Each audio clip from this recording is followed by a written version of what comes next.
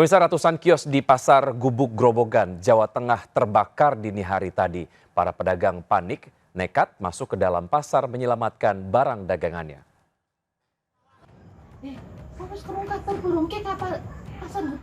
Kobaran api membakar ratusan kios pasar tradisional Gubuk Grobogan, Jawa Tengah Selasa dini hari tadi. Sejumlah pedagang nekat masuk ke dalam pasar menyelamatkan barang dagangan.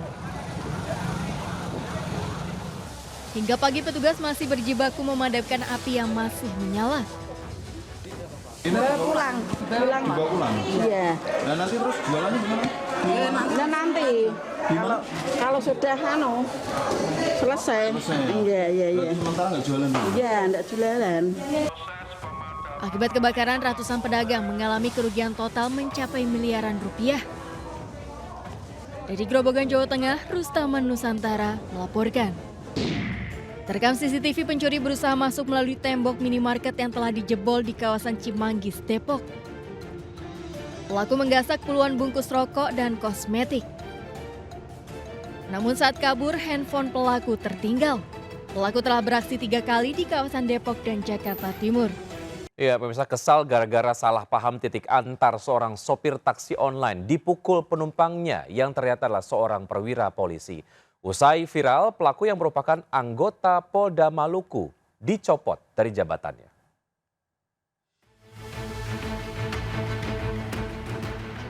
Video pemukulan sopir taksi online oleh penumpangnya viral di media sosial.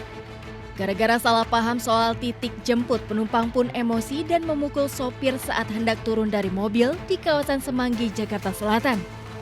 Belakangan terungkap pelaku merupakan perwira polisi anggota Polda Maluku. Sementara perempuan bersamanya adalah calon istri. Kasus ini pun berbuntut panjang, pelaku dicopot dari jabatannya sebagai Kepala Penegakan Hukum Polda Maluku. Setelah kita menerima laporan polisi, kemudian kita tindak lanjuti, ya kita mencari yang jelas untuk yang pelaku, ya kita cari. Pelapor sendiri itu siapa? Ya untuk pelaku ya berupa oknum, ya kemudian itu dari penyidik langsung mencari atau menindaklanjuti. Sebelumnya korban dan pelaku sempat berdamai di Polres Jakarta Selatan. Namun karena mediasi itu syarat intimidasi, korban tetap melapor polisi dengan bekal rekaman kamera dashboard mobil. Dari Jakarta Selatan, Den Helmi Sajang Bakti melaporkan. Pemirsa, terdakwa pembunuh bocah Dante yang tenggelam di kolam renang Duren Sawit, Jakarta Timur divonis 20 tahun penjara. Tamara Tiasmara, ibunda Dante, protes vonisnya lebih ringan dari tuntutan jaksa, yaitu hukuman mati.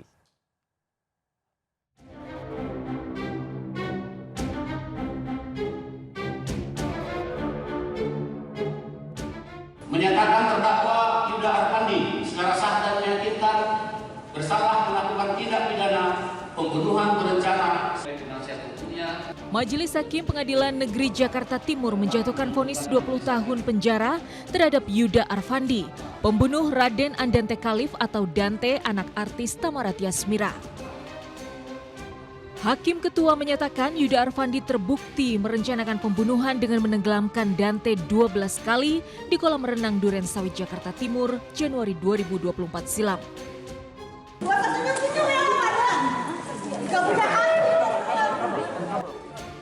Atas putusan hakim, keluarga Dante sempat protes karena vonis lebih ringan dari tuntutan jaksa, yaitu hukuman mati.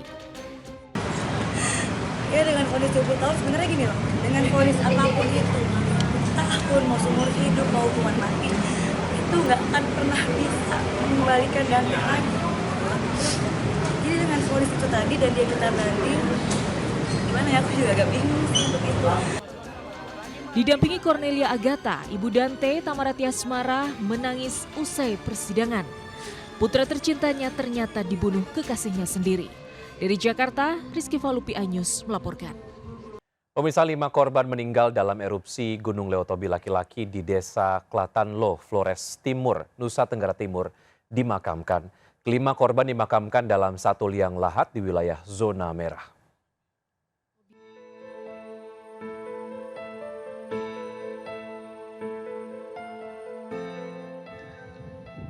Anggota TNI dibantu warga memakamkan 5 korban meninggal dalam erupsi Gunung Lewotobi laki-laki di Flores Timur, Nusa Tenggara Timur.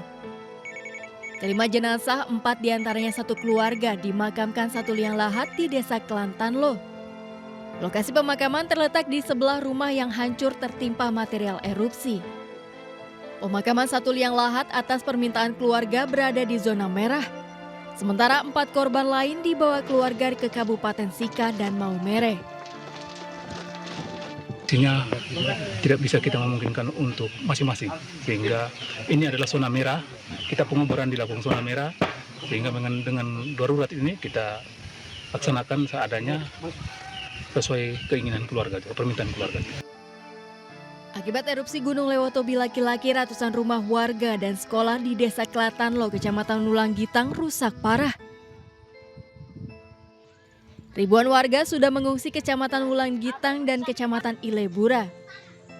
Mereka tinggal di posko pengungsian yang disiapkan PMK Flores Timur.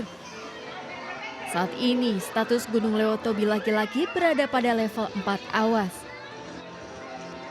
Dari Flores Timur, NTT Joni Nura melaporkan. Sementara itu erupsi Gunung Semeru di Lumajang dengan tinggi kolom asap 800 meter dari puncak. Dalam 24 jam terakhir sudah 10 kali erupsi. BPBD mengimbau penambang pasir untuk waspada terutama potensi banjir lahar dingin. Gunung Semeru saat ini berada di level 2 atau waspada.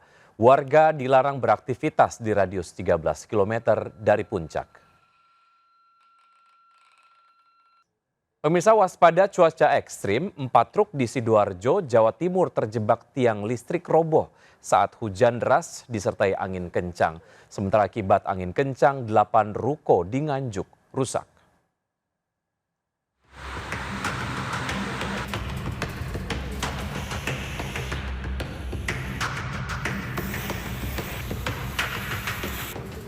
Enam tiang PLN di Jalan Raya Kemangsen, Balongbendo, Sidoarjo, Senin sore roboh menimpa 4 truk. Truk terjebak, bahkan 2 diantaranya tertimpa tiang. Keempat truk tengah melintas di lokasi saat hujan deras disertai angin kencang yang menerpa tiang hingga roboh. Bahkan sempat terjadi percikan api usai tiang roboh membuat supir truk khawatir. Tidak ada korban, namun truk baru berhasil dievakuasi setelah 5 jam. Jadi biar lolos dari tiang ini, saya menghindar kanan. Kalau lurus saya kena. Atap 8 ruko di Kecamatan Bagor, Nganjuk rusak diterbangkan angin kencang. Hujan deras disertai angin kencang juga membuat sejumlah pohon roboh dan menimpa warung. Kira-kira nanti mungkin ke desanya mungkin minta ini. Soalnya toko ini dari desa juga. Oh, sewa di pihak desa gitu Mas ya. Nanti biar dibenahi sama pihak desa gitu. Warga diimbau waspada seiring cuaca ekstrim yang kerap melanda. Tim kontributor iNews melaporkan. Siswa dan guru panik akibat tembok pagar sekolah di Kecamatan Manggala, Kota Makassar, Sulawesi Selatan tiba-tiba ambruk. Diduga tembok roboh lantaran tak kuat menahan timbunan tanah proyek perumahan di belakang sekolah saat hujan deras dan angin kencang. Insiden terjadi saat jam belajar, proses belajar mengajar pun terpaksa dihentikan. Guru bersama warga dan murid bergotong royong membersihkan lumpur. Di Cilacap, Jawa Tengah, plafon salah satu ruangan kelas SDN Datar 4 ini ambruk usai hujan deras melanda. Kondisi ruangan kelas hancur tertimpa reruntuhan material plafon. Diduga plafon ini ambruk karena tak kuat menahan bocor. Untuk sementara kegiatan belajar mengajar dipindahkan ke ruang perpustakaan. Pihak sekolah berharap pemerintah bisa segera melakukan perbaikan terhadap ruang kelas yang rusak. Tim kontributor melaporkan. Pemirsa, kita ke kasus suap vonis bebas Ronald Tanur. Meriska Wijaya, ibu dari Ronald Tanur, ditetapkan sebagai tersangka suap terhadap Hakim Pengadilan Negeri Surabaya. Meriska rogoh 3,5 miliar rupiah demi vonis bebas putranya.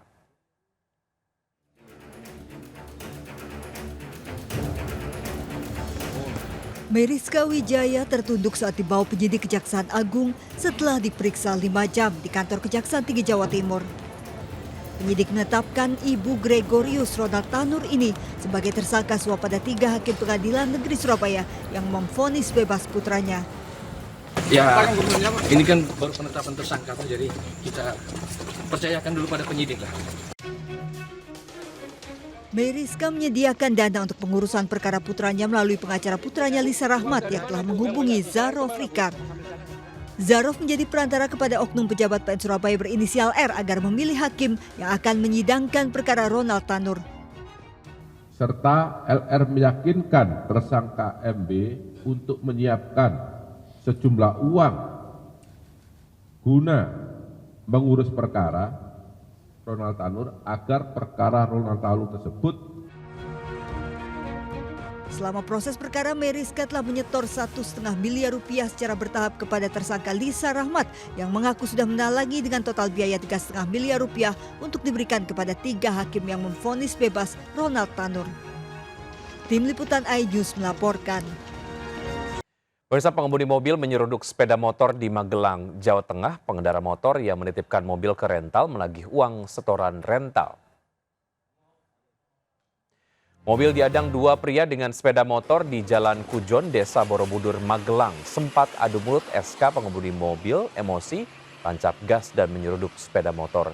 Pemicu masalah, mobil yang baru dibeli NN dititipkan di rental mobil milik SK. Kesal uang hasil rental tak disetor, NN memancing SK dengan alasan menjemput penumpang di sekitar Borobudur. Namun SK menolak menyerahkan mobil, justru menyeruduk sepeda motor hingga beberapa meter. Pemirsa, masalah di Jakarta beragam menjadi PR bagi gubernur, mulai dari kemacetan hingga terbatasnya tempat tinggal. Di tengah kemajuan kota global ini ternyata masih ada warga yang harus tidur secara bergantian akibat terbatasnya tempat tinggal mereka. Berikut adalah penelusuran Reza Helmi.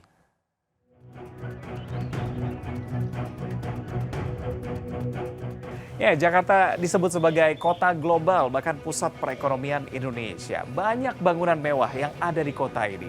Namun dengan jarak yang cukup dekat dengan Istana Kepresidenan Jakarta serta Balai Kota Jakarta, ternyata ada kawasan yang padat sekali di Jakarta Pusat, yang ternyata bahkan untuk tidur saja warga harus bergantian dengan keluarganya. Inilah kawasan Tanah Tinggi, Jakarta Pusat. Wilayah yang termasuk salah satu kawasan kumuh itu adalah RW 12. Lokasinya berada di Jalan Tanah Tinggi 12 yang mempunyai lebar berkisar 3-4 meter. Setidaknya 5 dari 11 RT di wilayah RW 12 termasuk wilayah permukiman kumuh yang sangat ekstrim. Di RW 12 kondisi ini sangat terasa. Wilayah RW 12 mencakup 6 rukun tetangga dari total 11 RT. Dengan luas sekitar 3,5 hektar dan dihuni oleh sekitar 1.600 kepala keluarga, total populasinya mencapai 2.200 jiwa.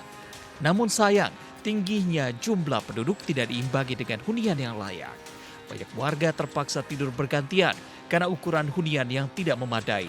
Salah satunya adalah Hasnah yang terpaksa harus tidur bergantian dengan anak cucunya. Itu tidurnya gimana? Ada 13 orang, tapi minggir-minggir. kalau ibu di mana tidurnya? Nah, dekat pintu. Dekat pintu. Kalau pintunya ditutup gimana? Iya, nyalipain itu pintunya. Saya diajak untuk melihat kondisi rumah Hasnah dan bagaimana mereka tidur sehari-hari. Buat saya berdiri aja sekarang susah gitu bergeraknya. Di situ ada kamar mandi, ada TV, ada akuarium juga. Jongkok aja bahkan agak susah di sini, Bu. Saya coba jongkok ya. Ini ada cucu-cucu lagi pada tidur juga, jadinya kasihan kalau saya coba tiduran nanti pada kebangun ya, Bu ya. Saya juga mengunjungi rumah warga lainnya. Ibu Yana bersama suami dan 2 anaknya tinggal di rumah dengan ukuran kurang dari 3 meter ini. Buat saya sendiri sih muat ya. Tapi kalau berempat berlima tuh sempit. Yang di kolong siapa, Bu? Yang kolong anak saya. Oh, anak di kolong. Bapaknya di atas. Bapaknya di atas, ibu di bawah. Kan anak 2. Ada misal udah. Oh, yang udah nikah keluar. Dengan ruang tinggal yang terbatas, halaman Balai Sekretariat RW 12 menjadi alternatif bagi warga untuk beristirahat. Biasa di mana aja, Pak, tempatnya? Tempatnya ya, kalau tempat ya mana terserah menyesuaikan diri aja di sini. Sini bisa di kursi gitu ya. Sebanyak 243 kakak di RW 12 tercatat sebagai keluarga penerima manfaat. Namun faktanya tidak semua dapat bantuan. Ada bantuan yang dikasih ke warga nggak sih Pak di sini? Bansos PKH ada bantuan. Sekitar jatahnya itu 200 awalnya. Saya kurang ngerti, artinya semenjak dari penggantian pejabat, ini agak berkurang. Sebagian besar warga Tanah Tinggi kerja serabutan. Dengan pendidikan rata-rata tidak lulus SMA, banyak warga yang mengumpulkan botol untuk dijual, sebagian lainnya bekerja kasar. Ini semua dilakukan untuk memenuhi kebutuhan harian keluarga mereka.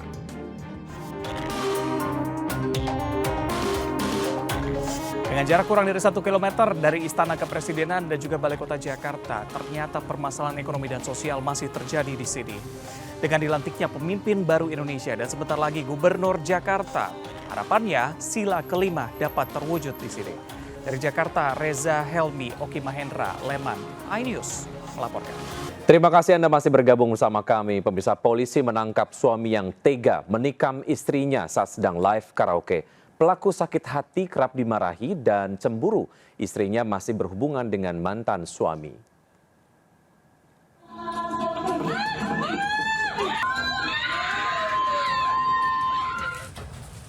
Agus Herbin Tambun tega menganiaya istrinya menggunakan senjata tajam hingga tewas.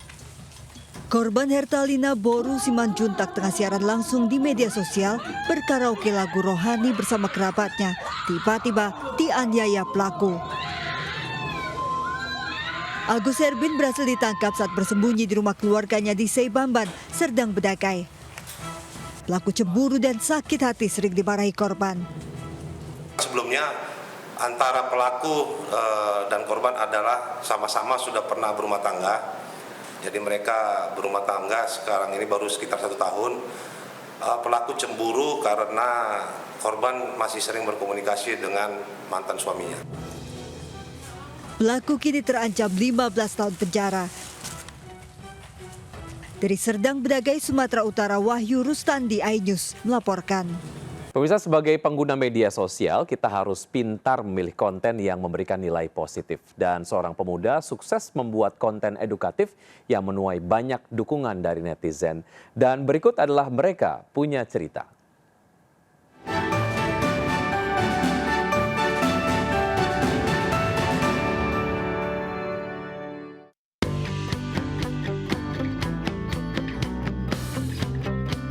Yang menjorok ke daratan disebut rasa.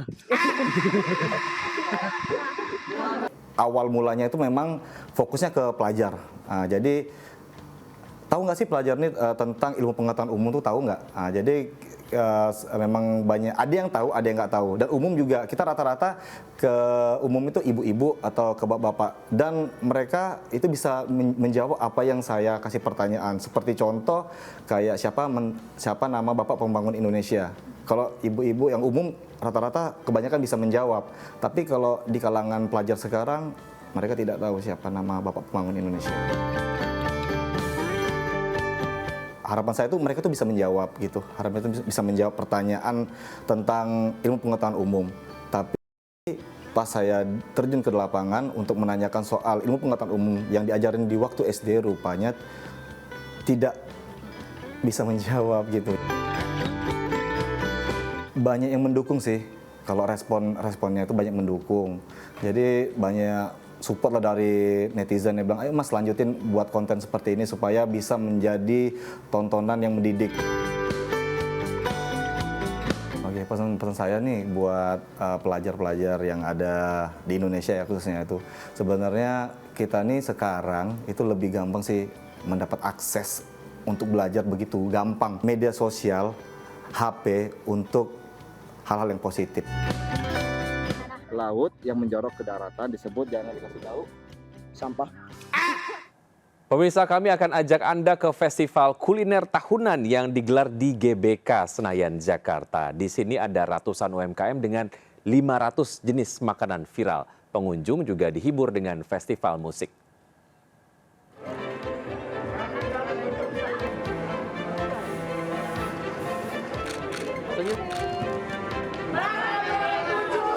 Teh Pucuk Harum kembali menggelar festival kuliner tahunan bertajuk Pucuk Culinary Festival dengan menghadirkan 200 pelaku UMKM kuliner dan 500 jenis makanan viral di parkir timur Gelora Bung Karno, Senayan, Jakarta.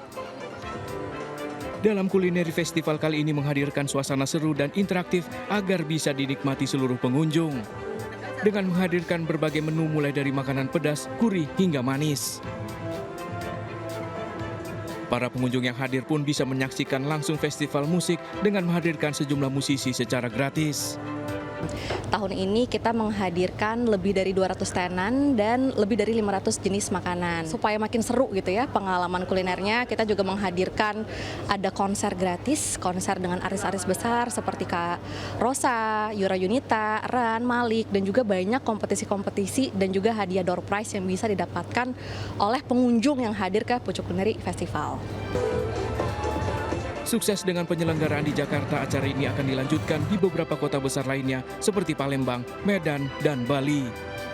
Tim Liputan melaporkan.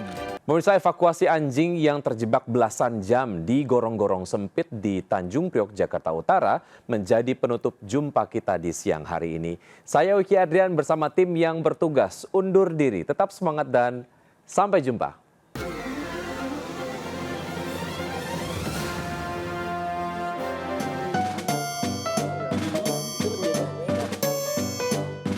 Setelah terjebak 18 jam, anjing ini akhirnya dievakuasi tim rescue damkar dari gorong-gorong sempit di Jalan Swasembada, Tanjung Priok, Jakarta Utara. Saat dikeluarkan dari gorong-gorong, tubuh anjing jenis beagle ini sudah dipenuhi lumpur hitam pekat. Warna asli bulu anjing bahkan tidak terlihat.